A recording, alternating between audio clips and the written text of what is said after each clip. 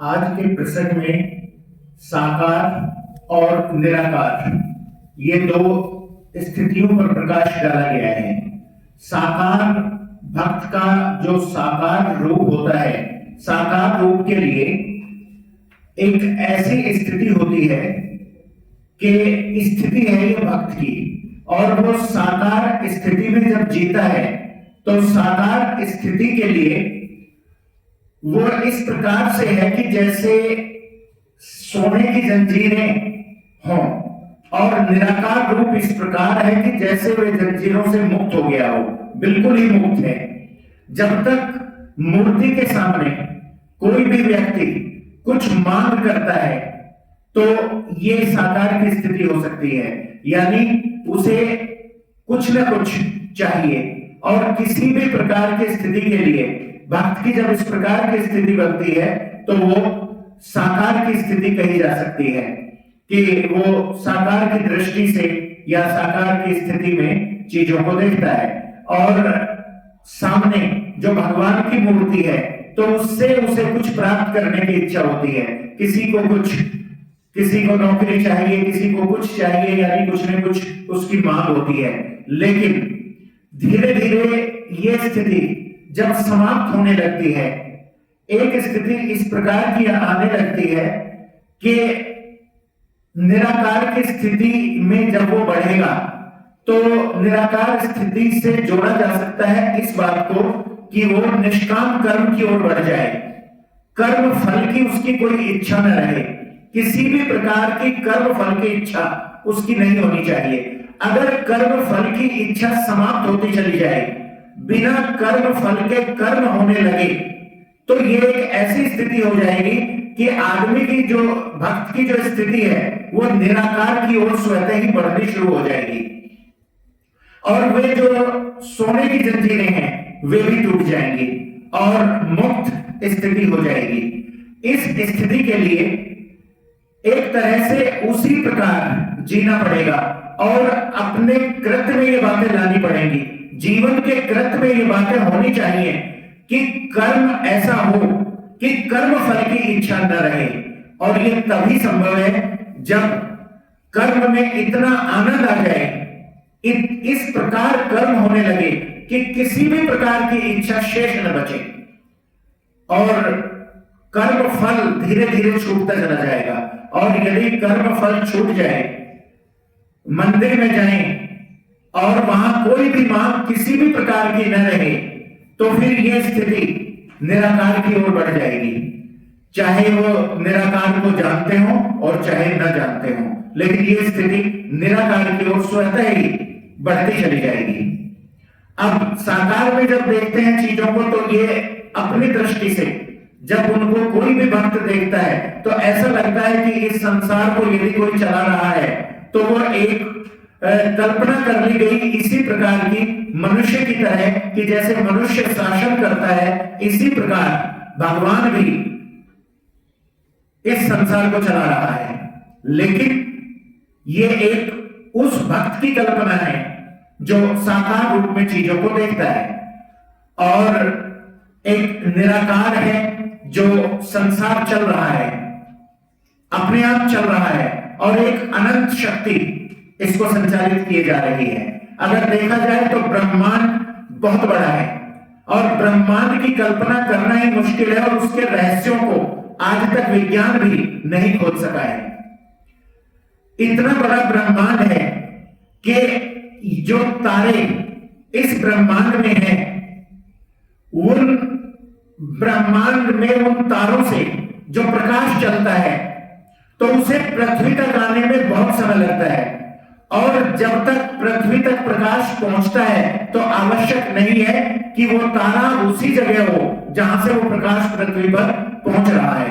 कुछ तारों को इतना समय लगता है कि बहुत सारे प्रकाश वर्ष उसको लगते हैं प्रकाश को पृथ्वी तक पहुंचने में, और कुछ तारे ऐसे भी हैं कि उनसे प्रकाश चल चुका है बहुत पहले और वो अभी तक पृथ्वी तक नहीं पहुंचा है। तो इससे आप कल्पना कर सकते हैं कि ब्रह्मांड कितना बड़ा होगा, और इस ब्रह्मांड के रहस्य को जानना बहुत मुश्किल काम हो जाता है और सभी रहस्य जाने भी नहीं जा सकते।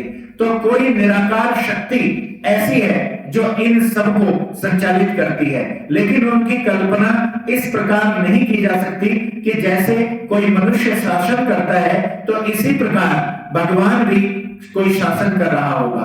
तो ये कल्पना एक साकार की कल्पना है, लेकिन निराकार स्थितियों में, जब निराकार स्थितियों में आदमी जीने लगता है तो उसके लिए ये महसूस होने लगता है कि निश्चित तौर पे कोई ऐसी अनंत कोई ऊर्जा है जो इस सृष्टि को, पूरी सृष्टि को संचालित करती है।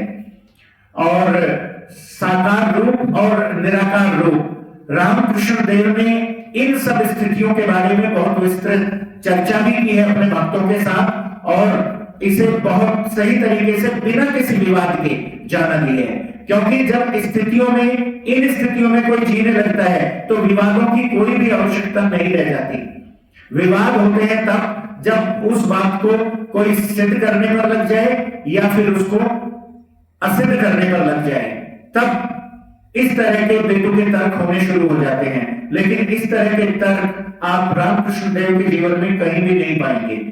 धर्म के आधार पर उन्होंने प्रयोगात्मक दृष्टि से सभी धर्मों के आधार पर देखा और ये महसूस किया कि सभी धर्म किस प्रकार मनुष्य की आत्मा की उन्नति के लिए प्रयास करते हैं और किस प्रकार आत्मिक रूप से मनुष्य उन्नति कर सकता है सभी धर्मों से।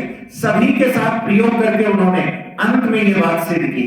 और इसी प्रकार उन्होंने साकार का भी महत्व बताया और निराकार का भी महत्व बताया। दोनों का महत्व बताकर उन्होंने दोनों की अपनी अलग अलग स्थितियां प्रकट की और अलग अलग स्थितियों को व्यक्त किया।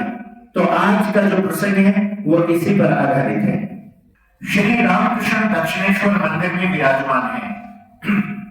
दिन के 9 बजे होंगे। अपनी छोटी खाट पर वे विश्राम कर रहे हैं। फर्श पर मणि बैठे हैं, उनसे श्री रामकृष्ण वार्तालाप कर रहे हैं। मणि मास्टर महोदय को ही, उनका ही नाम मणि है।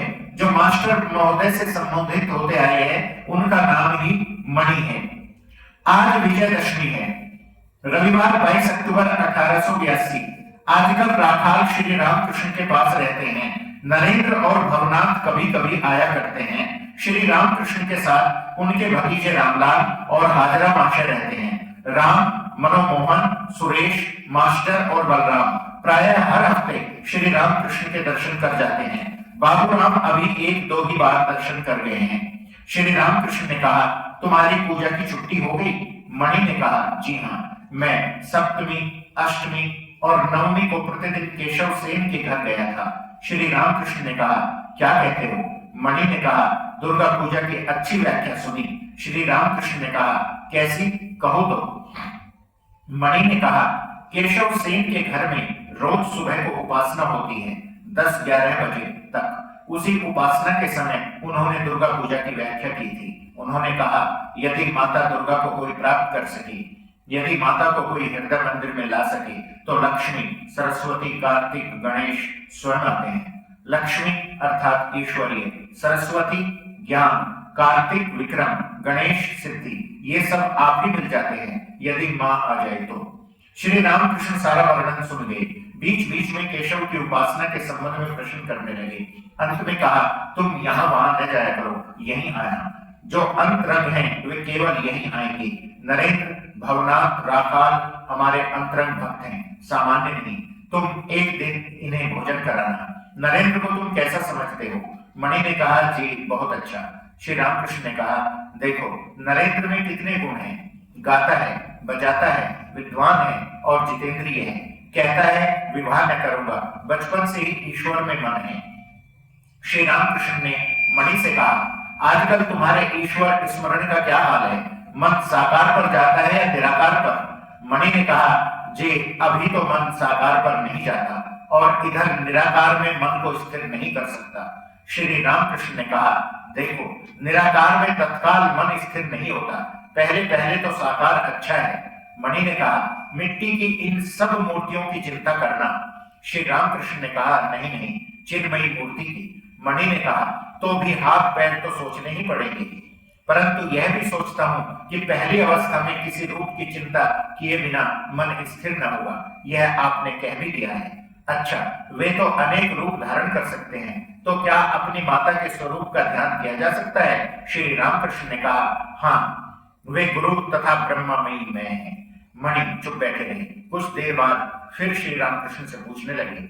मणि ने कहा, अच्छा, निराकार में क्या दिखता है? क्या इसका वर्णन नहीं किया जा सकता? श्री रामकृष्ण ने कुछ सोचकर कहा, वह कैसा है बताऊं? यह कहकर श्री रामकृष्ण कुछ देर चुप बैठे रहे। फिर साकार और निराकार दर्शन में कैसा अनुभव होता है, इस संबंध की एक बात कह दी और फिर चुप हो रहे। श्री रामकृष्ण ने कहा, देखो, इसको ठीक समझने के लिए साधना चाहिए।